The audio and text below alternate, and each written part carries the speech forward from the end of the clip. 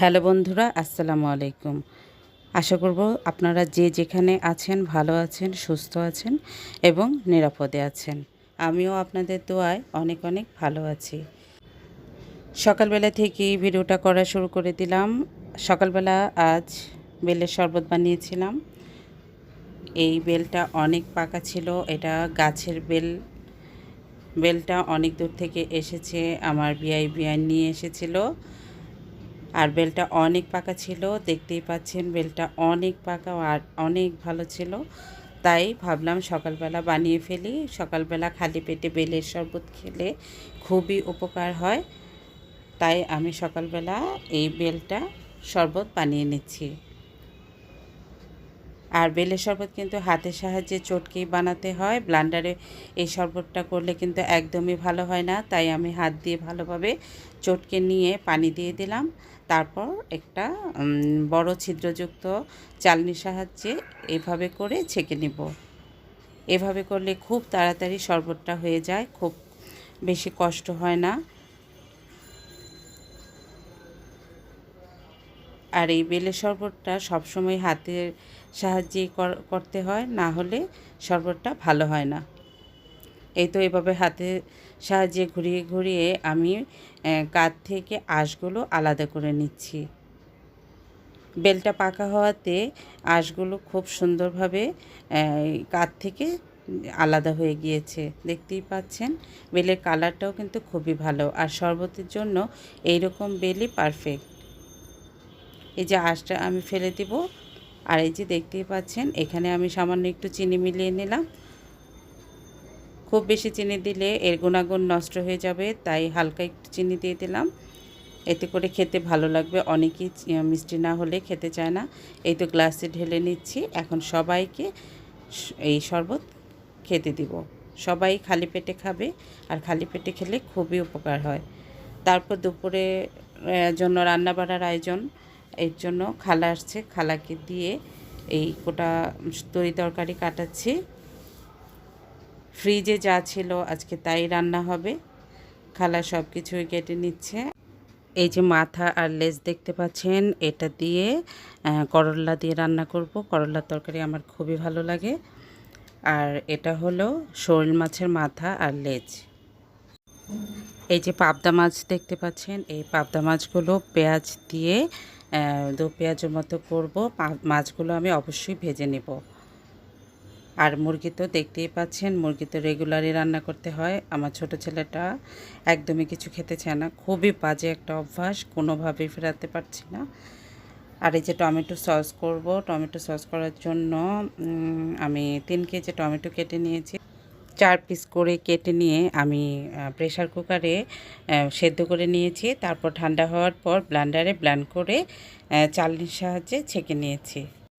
Pressure কুকারে সেদ্ধ করার সময় আমি কিছুই দেইনি। অনেকে অনেক মশলা টশলা দেয়, কিন্তু আমি কিছুই সেদ্ধ করার সময় দেইনি। আমি পরবর্তীতে সব ধরনের মশলাই দিব। এটা রেসিপি আমার রান্নার চ্যানেলে দেওয়া আছে, আপনারা চাইলে দেখে নিতে পারেন।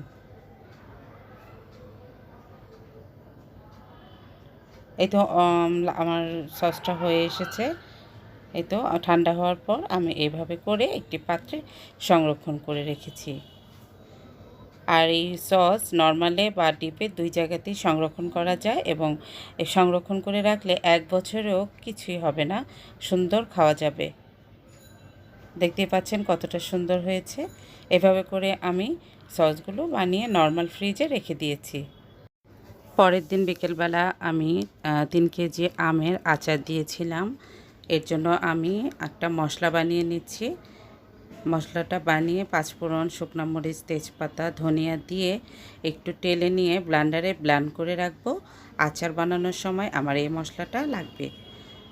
আমি আচার দেওয়ার জন্য 3 কেজি আম নিয়েছি, আর আমি এই আমটা খোসাসহ দিব।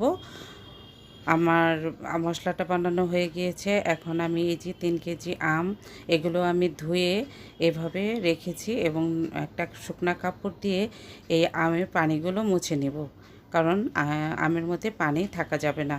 আমি খোসাসহ আচারটা দিব। আমি এই যে বটির সাহায্যে আমগুলোকে কেটে নিচ্ছি। প্রথমে 2 পিস করে নেব, অনেক শক্ত, ভিতরে আটিটা শক্ত হয়ে গিয়েছে।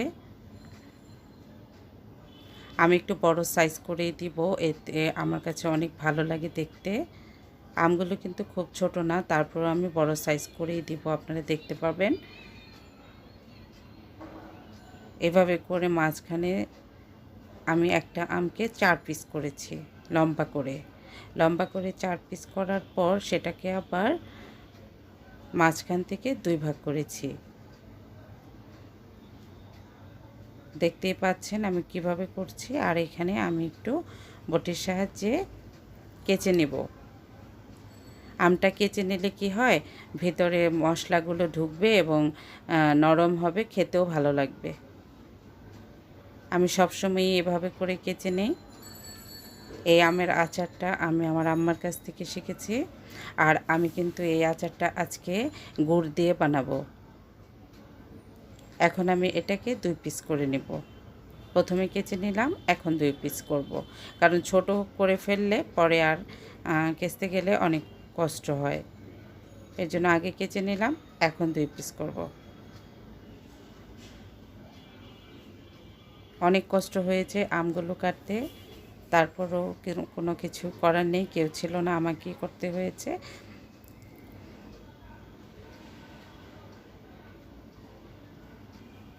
এই তো এভাবে এইরকম বড় বড় সাইজ হয়েছে। সবগুলো আম কাটা হয়ে গিয়েছে, আমি এভাবে করে কেটে নিয়েছি। এখন আচার দেওয়ার জন্য রান্নাঘরে চলে যাব। রান্নাঘরে গিয়ে আমি একটি বড় কড়াই বসিয়ে দিলাম চুলার মধ্যে। আর এই আমের আচারটা আমার রেসিপিটা আমার রান্নার চ্যানেলে দেওয়া আছে, আপনারা চাইলে ফুল ভিডিও ওই চ্যানেলে দেখে নিতে পারবেন। এখানে 3 কেজি আমের আচারের জন্য আমি 2 কাপ সরিষার তেল দিয়েছি, শুকনো মরিচ দিয়েছি 15 থেকে 20টা, আর তেজপাতা দিয়েছি 3-4টা, আর 5 ফোড়ন দিয়েছি প্রথমেই 2 টেবিল চামচ। আর এখানে আদা রসুন বাটা দিয়েছি 3 টেবিল চামচ। দিয়ে মশলাটা একটু নেড়েচেড়ে নিয়ে এখন এর মধ্যে শুকনা মশলাগুলো দিয়ে দিব।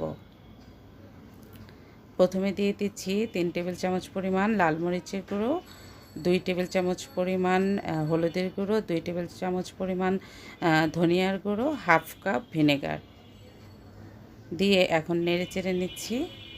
আচারে তো পানি দেওয়া যাবে না, তাই মশলাটা দেওয়ার পর ভিনেগার দিয়ে দিলাম। এই ভিনেগারটা দিয়ে মশলাটা কষানো যাবে। এখন দিয়ে দিচ্ছি পরিমাণ মতো লবণ। লবণটা আপনারা পরে দেখে আবার দিতে পারবেন। এই তো মশলাটা কষিয়ে নিচ্ছি।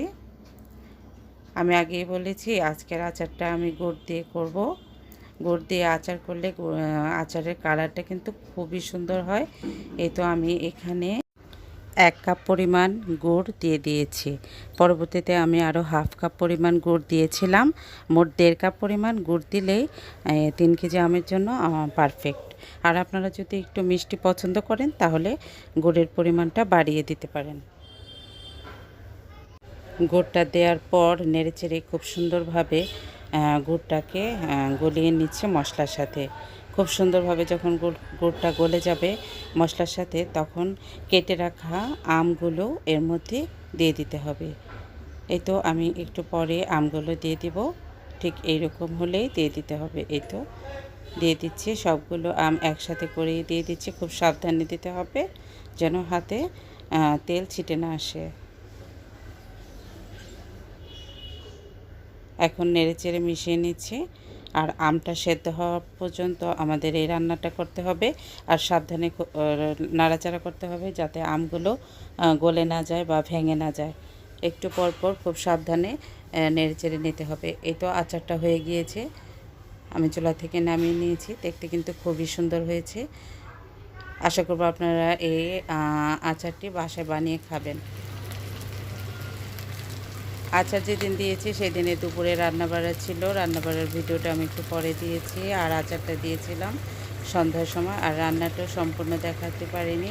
লাস্টের একটা রান্না দেখিয়ে দিলাম। তেলাপিয়া মাছ একটা চুলাতে ভাজতেছিলাম, আর একটা চুলার মধ্যে মশলা কষাচ্ছি টমেটো দিয়ে। তারপর ভাজা মাছগুলো মশলার মধ্যে দিয়ে দিলাম। আর অন্যান্য রান্না হয়ে গিয়েছে আগে টেবিলে, সেগুলো সব রেখেছি। আর এই তরকারিটাই শুধু ভিডিও করা হয়েছে। রান্নাটা দুপুরে করেছিলাম, তাই রান্নাঘরে জানালা দিয়ে রোদ এসে তরকারির মধ্যে পড়েছে। এই তো আমার লাস্ট রান্নাটা হয়ে গিয়েছে, আর বাকি রান্নাগুলো টেবিলে আছে। সেই রান্নাগুলো আমি একটু আপনাদের দেখাবো, ভিডিও করে রেখেছি। দুপুরে রান্না বাড়া করলেও সবাই খাবে রাতে, তো দুপুরে শুধু আমি আর আমার ছোট ছেলেটাই খাবো। সবাই যার যার মতো অফিসে, ভার্সিটিতে, কলেজে চলে গিয়েছে। আমি বাসায় একা, তাই নাস্তা খেয়ে ধীরে সুস্থে রান্নাটা করি। আর লাভলি কলেজ থেকে দুপুরবেলায় আসে, ও আসলে ওকে নিয়ে আমি দুপুরের খাবারটা খাই। আর এই দুপুরে কেউ খাবে না, তাই রান্না করে আমি হাঁড়ি সহই খাবারগুলো টেবিলে রাখি। প্রথমে যে দেখালাম সেটা মুরগির মাংস, তারপর আগের গরুর মাংস ছিল, আর এটা সকালবেলা করেছিলাম পাট শাক আর ডাল দিয়ে। এটা রুটি দিয়ে খাওয়ার জন্য করেছিলাম। আর এটা হলো আম ডাল। এই তো এগুলোই ছিল আজকের দুপুরের রান্না। আর এটা ছিল বিকেলবেলার নাস্তা। আমি স্যান্ডউইচগুলো বাসায় তৈরি করেছি। আর একটা বড় পেঁপে ছিল, পেঁপেটা কেটে নিয়েছি। আর এই পেঁপে আর এই স্যান্ডউইচ দিয়ে বিকেলের নাস্তাটা সেরে। আজ খালাকে দিয়ে যে কোটাকাটি করালাম, সেই যে আপনাদের দেখালাম মাছগুলো, সেই রান্নাগুলো ডাল, পাবদা মাছের দো পেঁয়াজা, মুরগির মাংস,